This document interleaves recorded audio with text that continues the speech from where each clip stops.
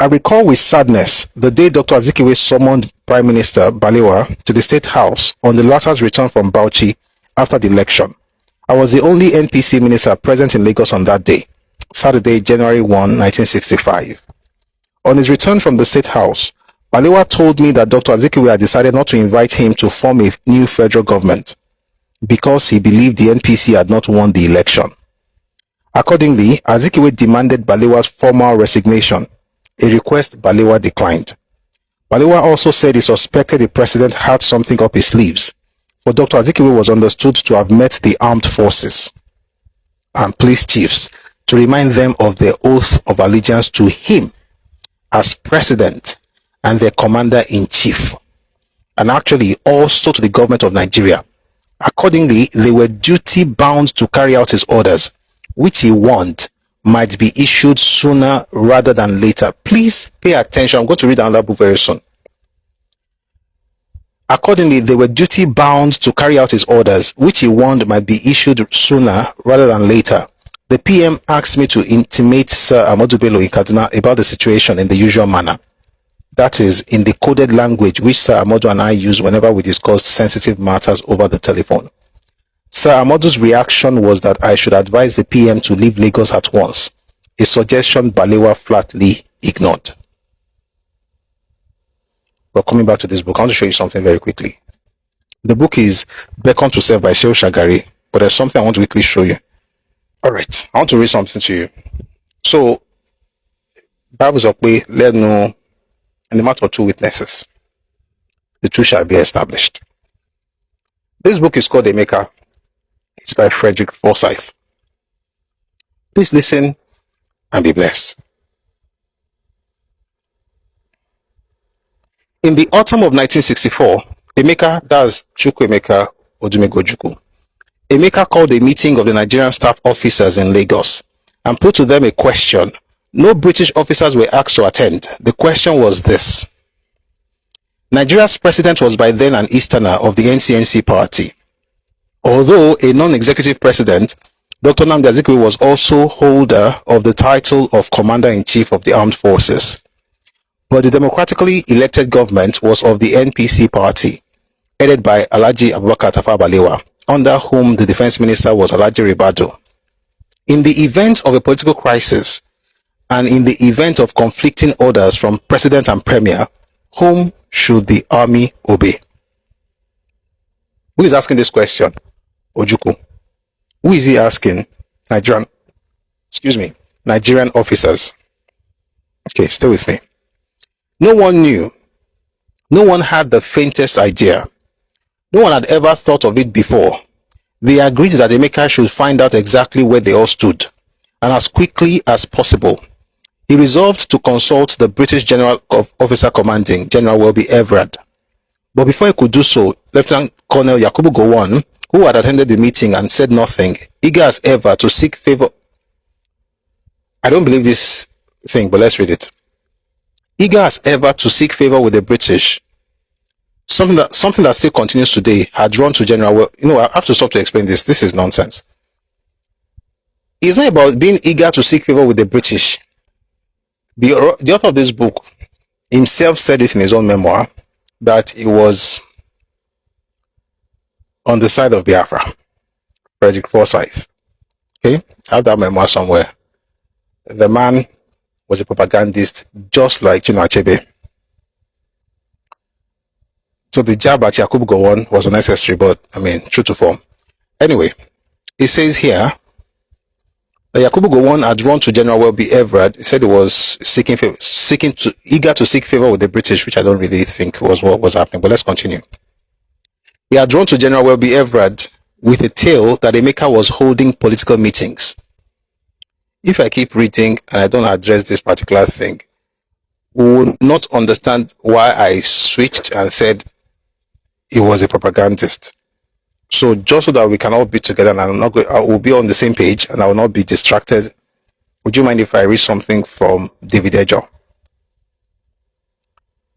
Why he says here that Yakubu Gowon was eager to seek favor with the British.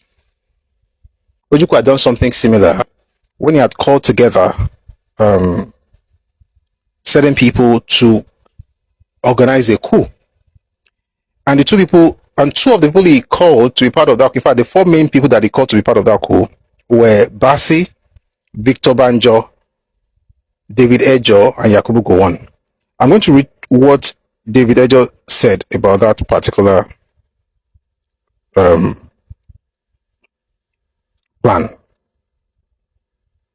Okay, good. Ejo. He wrote a book, by the way, it's called Reminiscences, but this was an interview. Says, first of all, let me tell you this. When the British were here, we were the last Nigerian officers to be commanded by the British soldiers. The senior person to me in Nigeria was Basi. The second was Ironsi. The Igbos wanted to rule. Why they wanted to rule was that Nnamdi Azikiwe was the then Governor General and more or less head of state. The constitution did not give any power to Azikiwe, so this annoyed the Igbo people, and they used to say, how can we run a constitution in which the head of state cannot advise the government?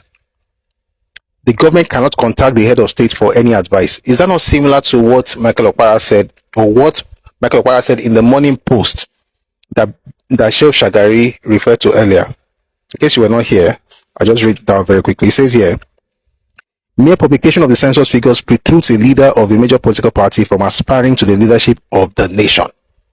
In other words, they had the president, but he had no power. He couldn't lead the nation, essentially. But let's continue. The constitution did not give, so we're back to David Ejo. The constitution did not give any power to Azikiwe.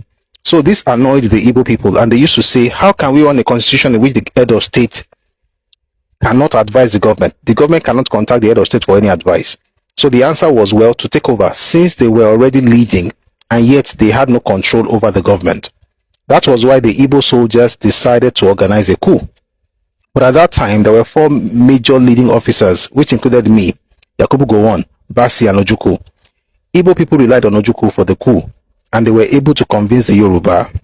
Ojukwu and Banjo now contacted me and Gowon for a coup, but we refused. Gowon and I refused, and they went on their own. But we then reported to that European officer, General Foster. I and Gowon reported to him that some people were trying to plan a coup. He called all of us, the Nigerian army officers, and advised us not to organize any military coup. When Ojukwu's father heard about this, he put a memo to the House of Assembly and so on and so forth. Here's the point. That Ojukwu was trying to organize a coup, but there are other things that happened around that thing. So let's go back to the book by Frederick Forsyth now. Having read that, hopefully we'll tie everything together. So, autumn of 1964, Emeka calls a meeting, has all the Nigerian officers together, right, in Lagos, right, and asks them that in the event of a political crisis and in the event of conflicting orders from president and premier, whom should the army obey? So they said we're going to ask the general officer commanding, who was British, that's General Welby Everard. But according to this author, before they did, Gowon had met with Everard. The general summoned Emeka and asked him what he was up to. Emeka replied that he would be delighted to explain, but that he wanted the same group of officers he had already spoken to be present at the meeting. The general agreed, and the officers were summoned. Emeka went through it all again. When he had finished, General Welby Everard was lost in thought. You are quite right, he said at length. I don't know the answer. It never occurred to me. Why didn't you come to me first? Because, replied Emeka, this is a Nigerian affair and you're a British officer first. If the worst comes to the worst, the British High Commission may order you to stand aside. That would leave us not knowing which way to go. We have to know. Welby Everard admitted that if ordered to stand aside, he would obey his British orders and do so. He promised the officers he would consult the country's senior legal officer, the Attorney General, for a ruling. The General consulted the Attorney General and got the ruling. It was clear. In the event of conflict, the officer called should obey the democratically elected political leader of the country, the Prime Minister or his subordinate, the Defense Minister. The worst did not come to pass that winter of 1964, but it did 14 months later in January 1966, with the president out of the country. The point is this. As of 1964, two things were happening. Azikiwe was trying to do something with the soldiers, as recorded in Sheikh Shagari's Beacon to Serve. Ojukwu was also doing something with the officers, as recorded in this book by Frederick Forsyth. And What the villagers has told us is the fact that they actually indeed they were going to actually have something done, but they were reported to General Foster. But there's another report, and it's from Odia of Famon. He wrote a book called The Forgotten Documents of Nigerian Civil War. I'm not going to open it because of time. And in that document, he also said the same thing, that Ojukwu was planning a coup and they're going to work together with Nnamdi Azikiwe. Let's go back to Beckon to Self by Shehu Shagari now. Balewa also said he suspected the president, that's Azikiwe. The president had something up his sleeves. For Dr. Azikiwe was understood to have met the armed forces and police service chiefs to remind them of their oath of allegiance to him as president and the commander-in-chief, and actually also to the government of Nigeria. Accordingly, they were duty-bound to carry out his orders, which he warned might be issued sooner rather than later. The PM asked me to intimate Sir Ahmadu Bello in Kaduna about the situation in the usual manner, that is, in the coded language which Sir Ahmadu and I use whenever we discuss sensitive matters over the telephone. Sir Ahmadu's reaction was that I should advise the PM to leave Lagos at once, a suggestion Balewa flatly ignored. In the evening that same day, Senator Dr. Majakodumi, who remembers him? Majakodumi. That was the man that was sent to become the administrator after the Balewa government declared state of emergency in western Nigeria. In the evening that same day, Senator Dr. Majakodumi and I visited Sir Adedokunbo Adegboyega Ademola, the Chief Justice of the Federation, at his residence, where we also met Dr. Taslim O. Elias, the Attorney General and Minister of Justice. Both told us that there were strong indications the army might intervene very soon, at the instance of the president. When was this? 1964.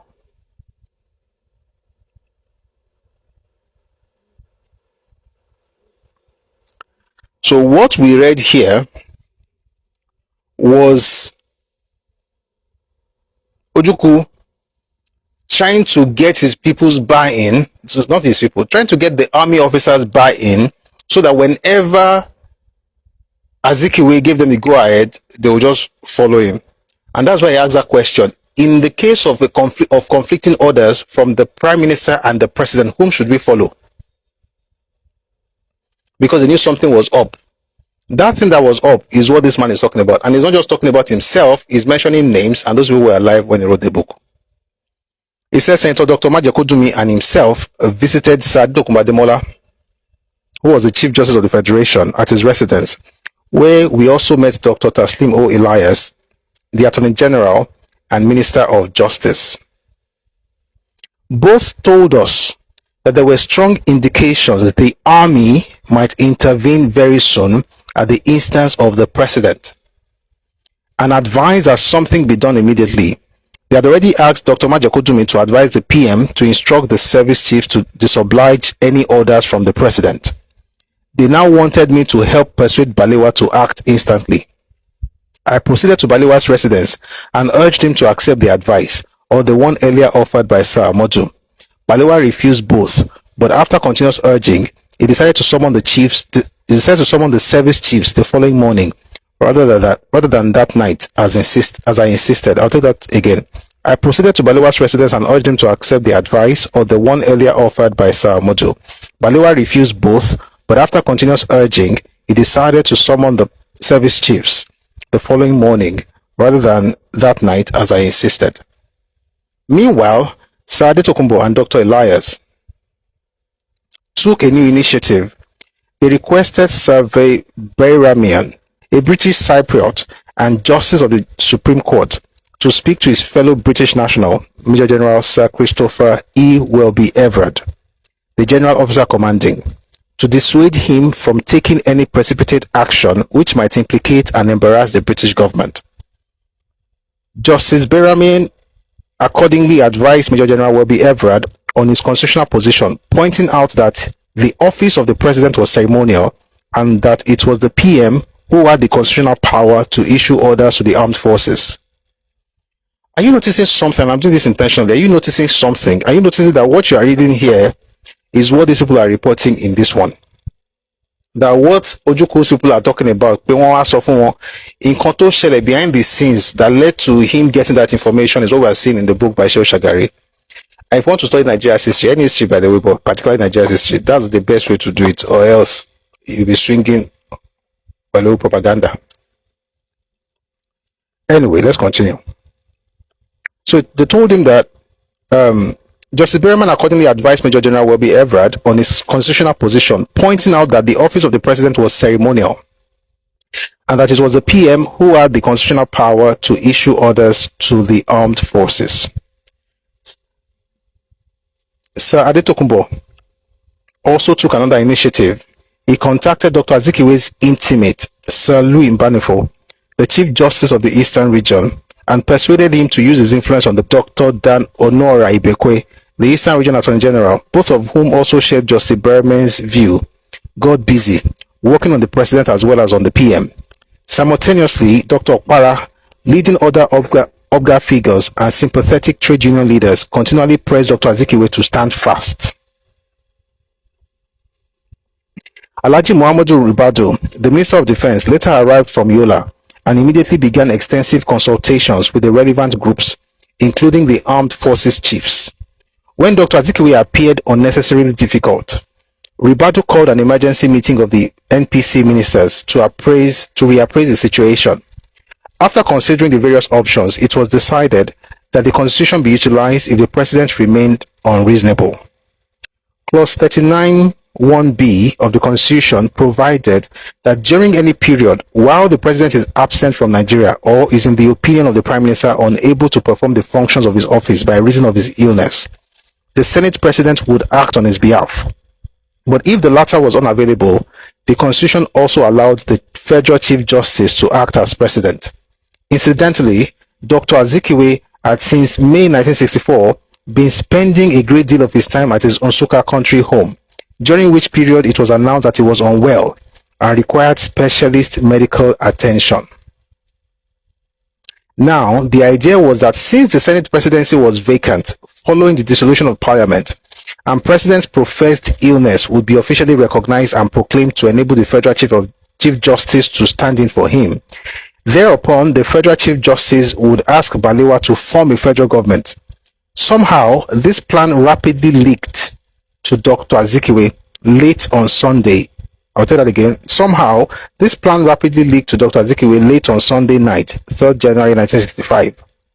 Within hours, the State House issued a statement, which the press carried the following morning. It said that Dr. H.R. Idehe, the president's physician, had announced that Dr. Azikiwe, who was recently indisposed, is now quite fit and fully recovered and capable of fulfilling all his engagements both inside and outside the State House. This frustrated our plans. Meanwhile, Sir Adetokunbo, Sir Louis, and Mr. Dan Onora Ibekwe, along with other interlocutors, continued with the cliff-hanging negotiation. Sir Ahmadu Bello and Chief Akintola were now in Lagos to confer with the PM over the crisis. Dr. Azikiwe, realizing the frailty of his position, finally accepted a modified offer on 4th January and ignored a counter-OBGA proposal put by Dr. Okpara and Dr. G.C. Mbango, chairman of NCNC Eastern Working Committee. The president then broadcast his decision to reappoint Balewa as PM on a number of conditions. Among the terms were that Balewa would form a broad-based national government comprising NNA and OBGA members. Hence, certain ministerial positions were to be reserved for the NCNC pending the Eastern Region by-election, scheduled for March 1965, a contest the NCNC was certain to win. That elections were also to be held into the Western Region Assembly in October, presumably to give the AG a fresh chance to wrest power from the NNDP, and that a commission would be formed to review the constitution. Balewa found the terms unacceptable and declared that they could no longer put up with NCNC blackmail. He accordingly offered to resign and return to his farm in Bauchi rather than work with NCNC ministers, some of whom he considered elusive and selfish. Sir Ahmadu Bello and other NPC leaders exerted tremendous pressure on the newcomers. Malam Aminu Kano, the NEPO leader, was appointed government chief whip, while among subsequent NCNC beneficiaries was Mr. Dan Ibekwe, who received the junior ministerial office. Dr. Rizu, also of the NCNC, was reappointed president of the Senate. There was peace, but only for a short while. This was not surprising. Balewa, I believe, was right in his principled opposition to the policies of regionalism, spoils, and blackmail that the compromise epitomized. Over the years, these maladies have, I dare say, eaten deeper into our social and political fabrics. These have not only undermined the ethics of selfless service to country and the efficacy of government, but generated factional strife and political instability as well. Regrettably, too many people condone and even encourage them. Many are, however, genuinely disturbed by them, and some do voice their abhorrence. But then, only very few are prepared to stand up and be counted upon to go out there and change things. As Balewa's challenge to Obga blackmail triumphed, the course of subsequent events might have been somewhat different. What seemed at the time a personal defeat for him was eventually to lead to an unmitigated disaster for all. Much was done to conceal the resultant bitterness between the Obga leadership, Azikiwe and Okpara, and its NNA counterparts, Balewa, Ahmadu Bello, and Akintola. The pent-up feelings were, however, aggravated with the sudden death of Ribadu in May 1965, for there had been a strong link between the two groups and a soothing influence in moments of crisis. Dr. Azikiwe became even more remote, once again spending plenty of time. I'll take that again. Dr. Azikiwe became even more remote, once again spending plenty of his time at his Nsukka country home. I used to shuttle between Lagos, Nsukka, and Kaduna, carrying secret messages between Sir Abubakar, Dr. Azikiwe, and Sir Ahmadu Bello. The latter made specially strenuous efforts to mend defenses, but with limited success. In October 1965, elections were held into the Western Region House of Assembly. As agreed under the settlement of the constitutional crisis earlier that year, I've been tempted to stop several times, during this reading.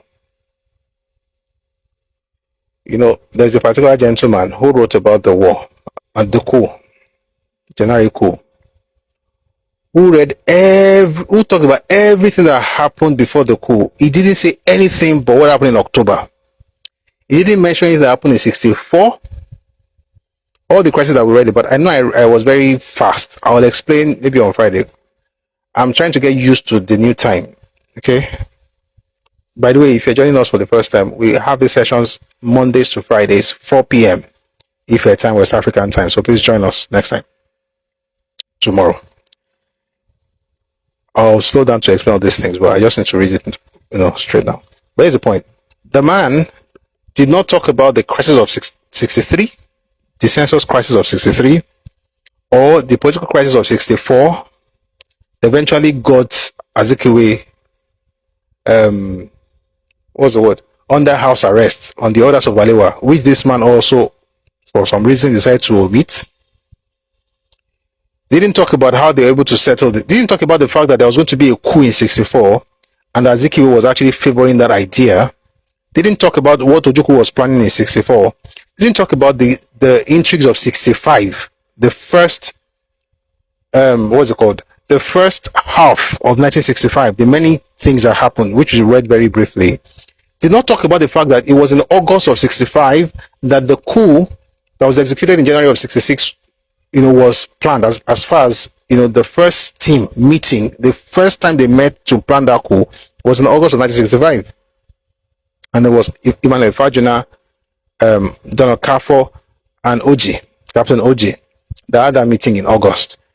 The man, I'm trying not to mention his name, he jumped all this event and said, it was because of the crisis in Western Nigeria. Wait here. That's the reason for the coup. Even though wait here happened, it was terrible, by the way, but it happened after they already started planning the coup in August. Let's continue. In October 1965, elections were held into the Western Region House of Assembly, as agreed under the settlement of the constitutional crisis earlier that year. Here, unlike in the Eastern region, where NCNC's predominance was virtually total, the ruling NNDP was faced by a formidable foe, the AG, and one with an acute sense of grievance at its displacement from power by its own splinter group. Moreover, because the NNDP was NPC's main southern ally, the battle seemed as yet another acid test for supremacy between the NNA and the Obga. The elections were won by the NNDP, but as might be expected, greeted with the allegations of widespread rigging and other malpractices from the AG. Itself the past master of the game. Although, by the way, this man was an NNA, so he supported Akintola, just saying. Although the misdeeds were exaggerated, the alleged pre-election bravado of such figures like Chief Remi A. Fanikaude, the Deputy Premier Western Region, that the NNDP would win the elections, whether it was voted for or not, did not help matters. A reign of terror was unleashed by AG thugs and sympathizers, who attacked, maimed, and killed their opponents. Operation Wetie, by which opponents were doused with petrol and then set ablaze, became rife, as did the looting and destruction of their personal and real properties throughout the region. Why was this happening? So let me explain just a little bit. You see, I had been sent to prison in 63, and every one of these days we're going to have a session on the case. If you're interested and you're in a hurry, I recommend 2 books. Chief Awolowo, The Political Moses by Ojukwu, and Awolowo's own book, Adventures in Power, Book 1, My March Through Prison. We're going to read those 2 books, so you understand what led, and also Book 2, Traverse of Democracy and the Rule of Law. Those 2 books by Awo. If you read those 3 books, you understand the entire case and how it went down and what happened when it was in prison. One of these days we'll have a session on that. But here's the point. Awo endured 9 months of trial, treasonable felony trial, 9 months. And this was around the time, just about the time we was, getting done with the Coca inquiry. Eventually was sent to prison in 63. And then eventually there was, there had been a state of emergency.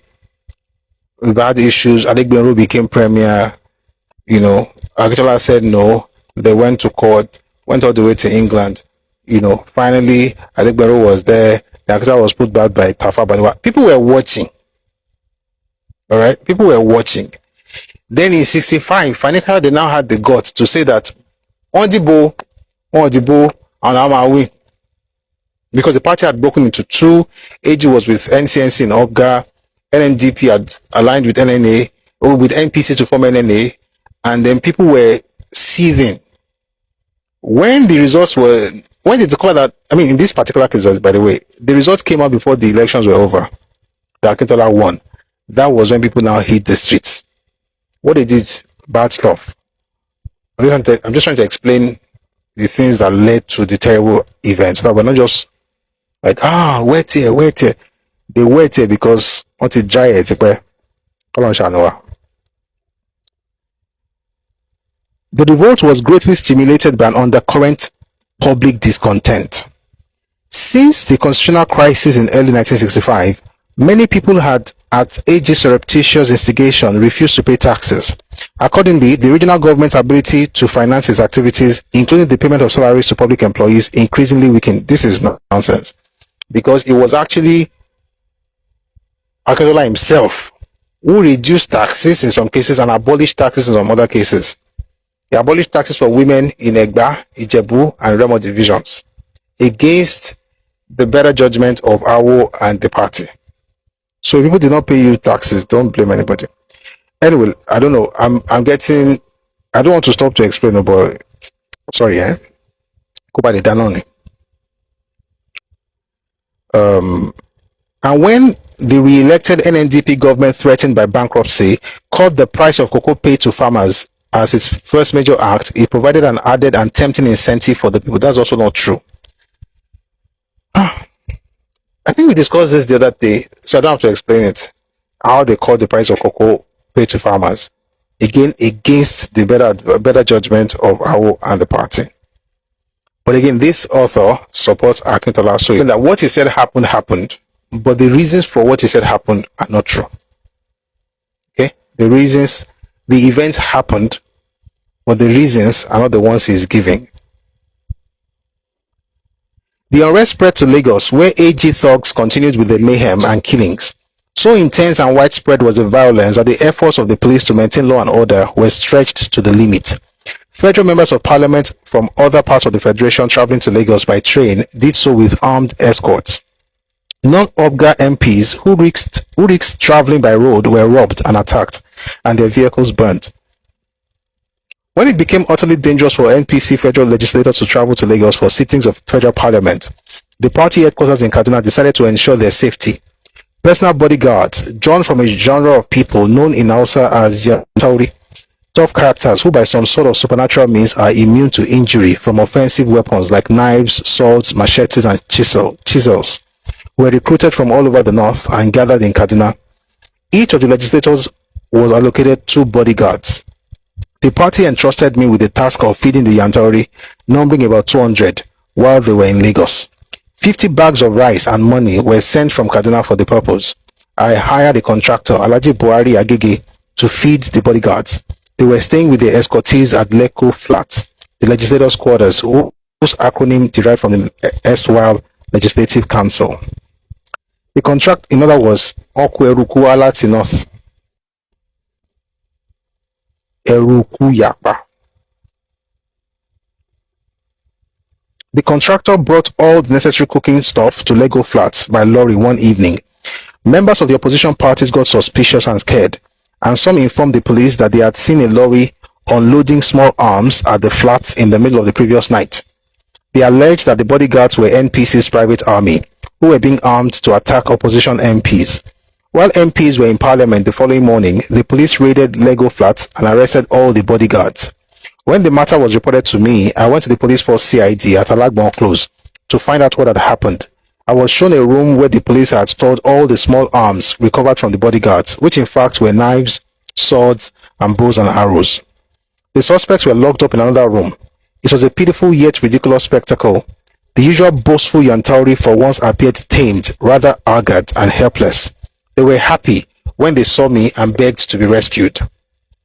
After a protracted discussion with Mr. John Lynn, a British Assistant Police Commissioner and the CID boss, I managed to bail them out and provided their I managed to bail them out, provided they reported to the police daily and did not bear any arms and stray beyond Lego Flats. Lego Flats, that's Legco, Legislative Council. When I returned to my residence, I found that many NPC legislators had brought their own arms and ammunition for safekeeping for fear of police searches. A ministerial dwelling had become an arms depot. The whole idea of the NPC headquarters organizing personal security for its legislators turned out to be a foolish and expensive joke.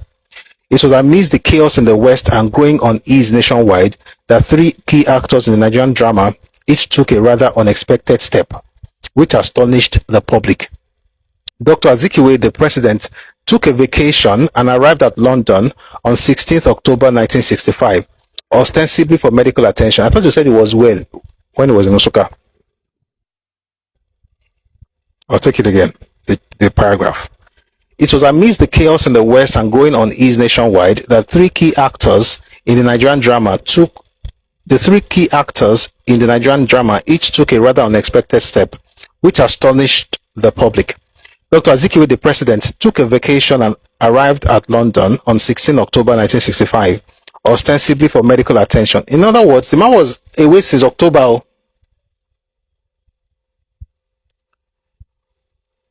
That's why when you read the literature, they were begging him to return to Nigeria. He didn't want to return. As far as I'm concerned, is the very first case where what they call the soldiers that work with the president, aide camp, ADC.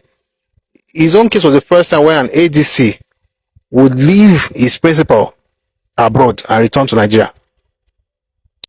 Anyway, he was sick and arrived at London on 16 October 1965, ostensibly for medical attention. He was not to return until the end of February 1966. Sir Ahmadu Bello, the Northern Premier, went away to Mecca for the annual Umrah Little Pilgrimage between 3 and 11 January 1966, while Sir Abubakar hosted the Commonwealth Prime Minister's Conference on the Rhodesian question in Lagos from 11 to 12 January, an event to which he gave his complete dedication. Sir Abubakar's decision to host the Commonwealth Conference at a time when the Western regional crisis had seriously worsened attracted considerable flack from UPGA and its press. Worse, it provided an additional excuse for the tragic events which followed. The vicious attacks blamed him personally for failure to deal firmly with the crisis and for orchestrating a policy of drift. Typically, Sir Abubakar refrained from replying to such personal abuses. But Dan Onora Ibekwe, an NCNC Minister of State at the Ministry of External Affairs, bravely defended him at a personal press conference on December 21, 1965. Himself an outstanding lawyer, Mr. Ibekwe argued that the PM's critics who wanted a state of emergency declared in the West and assailed him for not acting accordingly were either oblivious of the constitutional limitations or neglectful of its stipulations. Rather than address the constitutional question posed by Mr. Ibekwe, the NCNC and his press sharply flayed their own man for explaining Sir Abubakar's predicament. The quandary was put with devastating simplicity and sincerity by Sir Abubakar himself. In his last press interview given to Bridget Bloom on Friday, January 14, 1966, and published in West Africa of January 29, page 113, quote, "I have no power. I just have no power. I only wish I had." Unknown to him, something ominous was lurking. It was to strike with a crow bang in less than 24 hours. An unknown and unexpected visitor called at my ministerial residence on 19 Kingsway Road in Ikoyi on Friday, January 14, and requested to see me to deliver an urgent message. By the way, this section is titled Tragedy at Dawn. An unknown and unexpected visitor called at my ministerial residence on 19 Kingsway Road in Ikoyi on Friday, January 14, and requested to see me to deliver an urgent message. When I received him, he introduced himself as an NPC intelligence agent, with his identity card as proof. He said he was under instructions by my party to report through only one person, Alhaji Wada, the defense minister. But because Alhaji Wada was abroad, he had an extremely important information, he decided to contact me as he understood I was close to the PM. He urged me to immediately inform the PM to press striking customs men to call off their action promptly. Some coup plotters, he alleged, were taking advantage of the strike to bring arms into the country, and that he had evidence that a truckload of arms had already arrived at Lagos. He could not, however, say whom the conspirators were or when they intended to act, but insisted I must contact the PM at once. We parted never to see again. I drove straight to the PM's Onikon residence, where I met Mr. Jacob C. Obande, the Minister of Establishment, in the waiting room. It was about 6 p.m. Mr. Obande had come to inform Sir Abubakar of the outcome of his negotiations with the striking customs men. We waited for some time as Sir Abubakar was busy seeing 3 of his cabinet confidants, Dr. Kingsley Mbadiwe, Jesus Christ.